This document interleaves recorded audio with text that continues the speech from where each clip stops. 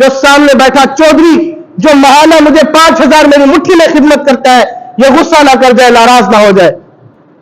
علماء کو پیدا کرنے میں یا علماء کی نسل کو بچانے میں میرا اور آپ کا کیا کردار ہے؟ حضرت سیدنا عبداللہ ابن عباس رضی اللہ تعالیٰ عنہ حضور کے چچا زاد بھائی، وہ فرماتے ہیں میں ایک روز حضور کی بارگاہ میں تھا، رات کا قیام حضور کے پاس کیا تو میں نے دیکھا حضور رات کو قضاء حاجت کے لیے بیت الخلاء تشریف لے کر کے گئے۔ کہتے ہیں حضور تشریف لے کر کے گئے تو میں نے برتن میں پانی لیا اور حضور کے لیے وضو کا اہتمام کیا اور برتن پانی کا رکھ دیا۔ حضور باہر تشریف لائے تو حضور نے پوچھا یہ برتن پانی کا کس نے رکھا؟ تو عرض کی گئی یا رسول اللہ علیہ وسلم یہ ابن عباس نے آپ کے لیے اہتمام کیا ہے۔ میرے حضور نے ہاتھ اٹھائے، ہاتھ اٹھا کر دعا فرمائی، اے میرے مالک ابن عباس نے مجھ سے اتنی محبت کی ہے، الہی تو اسے قرآن کی تفسیر عطا فرما دے، الہی تو اسے علم و حکمت کا موتی عطا فرما دے۔ اور پھر حضرت سیدنا عبداللہ ابن عباس رضی اللہ تعالیٰ عنہ کو اللہ نے وہ علم و حکمت کے موتی عطا فرمائے کہ سیدنا فاروق اعظم جلیل القدر سے آپ بھی جب کوئی بھی فیصلہ فرماتے تو سیدنا عبداللہ ابن عباس کو بلا لیتے اور ان سے مشورہ کرتے اور کہتے آپ بتا دیجئے یہ فیصلہ کرنے لگا ہوں کیا درست ہے کہ نہیں ہے۔ اللہ کریم نے اس قدر علم و حکمت کے موتی عطا فرمائے۔ علم کی دعا کرنا، علم کی دعا کے لیے نوازنا، یہ میرے حضور کا طریقہ کار ہے اور پروردگار عالم کے سکھائے ہوئے الفاظ ہیں۔ پھر میں اور آپ، ہمارا یہ ایک پوائنٹ، یہ ایک نظریہ، یہ ایک سوچ کہ مولوی تو ہندی سارے اڈانے نے انہوں نے تو زمانے دے وچ بیڑا ہی غرق کر چھڑیا۔ میں ایک سوال آپ سے کرنا چاہتا ہوں، اللہ کریم نے یہ منبر عطا کیا ہے، میں رب سے یہی خاص دعا مانگتا ہوں الہی جتنی دیر تک میں اس چیز کا حقدار ہوں مجھے یہاں پر بٹھانا، جب میں لااہل ہو جاؤں تو مالک مجھے یہاں سے اٹھا کر کہیں اور لے جانا۔ مجھے یہ بتائیے، میرا آپ سے سوال ہے، علماء کو پیدا کرنے میں یا علماء کی نسل کو بچانے میں میرا اور آپ کا کیا کردار ہے؟ میرا یہ سوال ہے، اگر کوئی مرد مجاہد ہاتھ کھڑا کر کے جواب دے تو بڑی خوشی ہوگی اس بات کی کہ اس نے دل جواں مردی کے ساتھ جو ہے وہ میری بات کا، میرے سوال کا جواب دیا۔ علماء کے لیے بولتے ہیں، مولویوں کے لیے بولتے ہیں کہ انہوں نے زمانے میں بیڑا غرق کر رکھا ہے۔ مجھے بتائیے میرا اور آپ کا کردار کیا ہے؟ ہم علماء کے لیے کیا کرتے ہیں؟ میں ایک چودھری سے، ایک زمانے کے بڑے سردار سے، نمبردار سے ایک سوال کرتا ہوں، مولوی کی ذات پر انگلی اٹھانے والے صاحب، مجھے یہ بتا، اللہ نے تجھے چودھری بنایا، اللہ نے تجھے عزت و عظمت عطا فرمائی، مالک کریم نے تجھ پر بڑا فضل فرمایا، بتا تو نے اپنی اولاد میں سے کتنے بچوں کو علم دین کے رستے پہ ڈالا؟ یہ میری بات سمجھنے والی اور غور و فکر کرنے والی بات ہے۔ ہم علماء کے لیے بولتے ہیں، میرا اور آپ کا کردار کیا ہے علماء کے بارے میں؟ ہمارے معاملات کیا ہیں؟ کتنے بچوں کو ہم شوق سے یہ کوشش کرتے ہیں الہی انہیں علم و حکمت کے موتی عطا کر دینا، الہی انہیں یہ توفیق عطا فرما، یہ قرآن اور حدیث کے عالم بن جائے۔ کیا کسی چودھری نے، کیا کسی امیر نے، کیا کسی اچھی برادری والے نے جو اچھا کھاتا پیتا ہو، کیا اس صاحب نے کبھی اپنے بچے کا بازو پکڑ کر کے کسی علمی تعلیمی درسگاہ میں اس کا ہاتھ چھوڑ کے آیا ہے؟ یہ بڑا توجہ طلب سوال ہے میرا۔ جب ہم نے اپنے بچوں کو علماء نہیں بنایا، ہم نے جو صحیح حقدار تھے مسند مصلی و امامت کے، ہم نے انہیں ہی پیچھے چھوڑ دیا، تو بتائیے مدارس بھرے پڑے ہیں۔ میں کسی قوم پر یا اونچ نیچ کے معاملے میں بحث نہیں کرتا، مدارس بھرے پڑے ہیں، کیا معاملہ ہے؟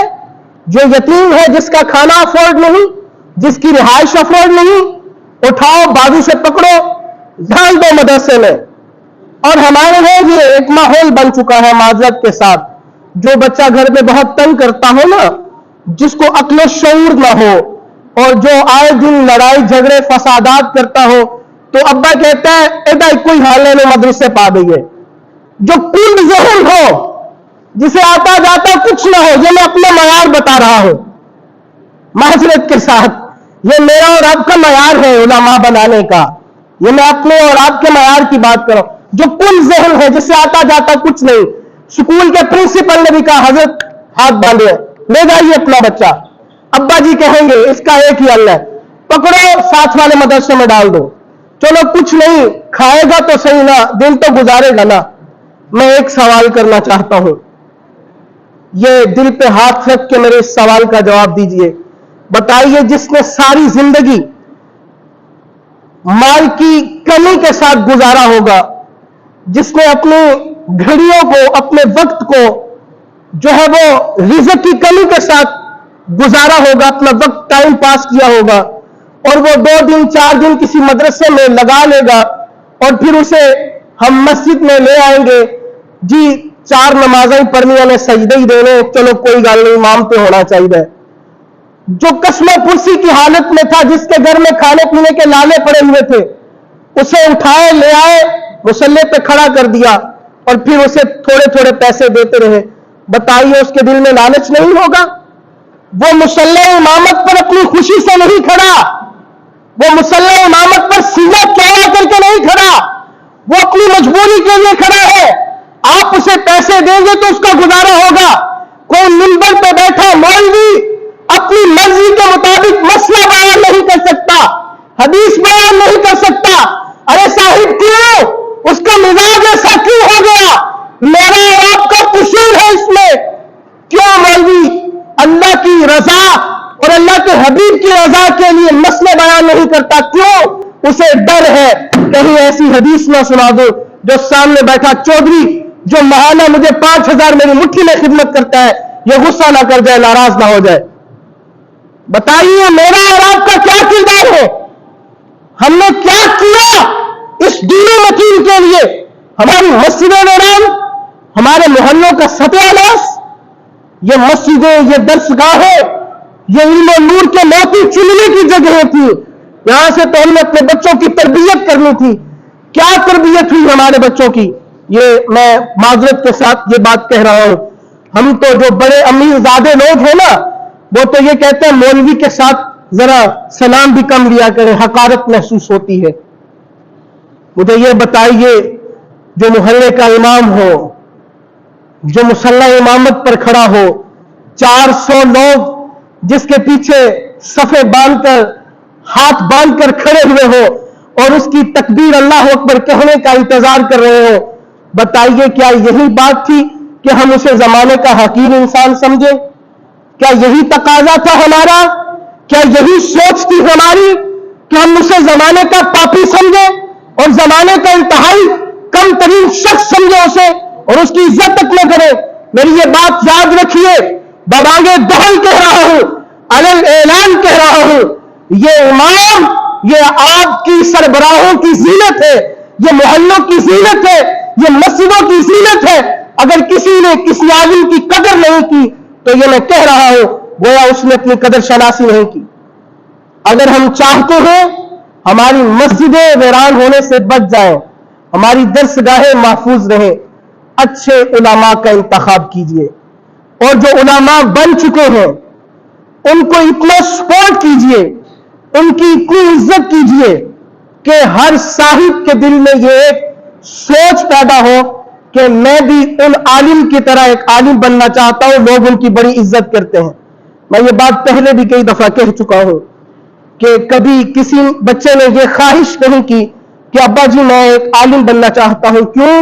ہم نے اپنے بچے کی سوچ یہ بنا دی ہے کہ عالم تو شاید کوئی نہیں ہے, عالم تو ہے ہی زمانے کا حقیر سا انسان.